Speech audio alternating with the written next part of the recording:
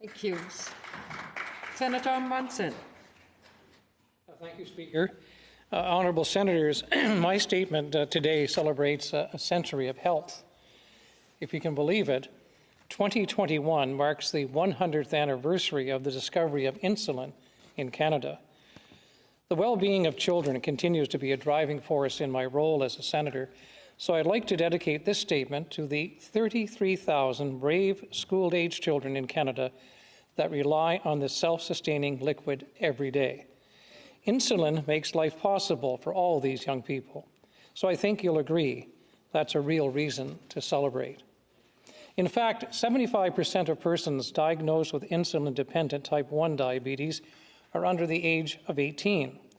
The Canadian Pediatric Society estimates that there are an additional several thousand insulin-dependent children under the age of 5. However, you know as well as I do, the road to discovering insulin was a long one. Frederick Banting and Charles Best began researching pancreatic extracts at the University of Toronto in May of 1921. By the end of summer later that year, their extracts were finally bringing down blood sugar levels, and at the end of the year, the extracts were ready to proceed to human trials.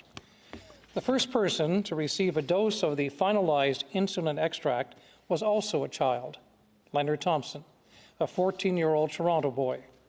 Banting and Bess knew the discovery of insulin was an immense opportunity to save lives and belonged to the world. Subsequently, they sold the patent for insulin in 1923 for $1. While we know that insulin injections allow a person with type 1 to stay alive, they do not cure the disease or prevent its long-term complications. Thankfully, strides in technology, such a continuous glucose monitoring system, or CGMs, do enable patients to live longer, healthier lives. When I think of these strides, I'm reminded of a great Neil Young quote, "One new feature or fresh take can change everything." Canada has the researchers, the skills, and the heart to be the ones that turn type 1 into type none. Every day is a step closer to a cure.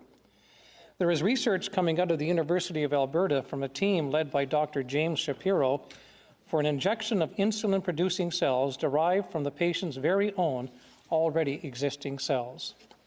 No need for immunosuppressants or organ donations. Honourable Senators, in closing, this means that Canadian medicine is once again well positioned for another diabetes breakthrough. Colleagues, please join me in celebrating 100 years of insulin in the spirit of looking forward to a cure. Thank you.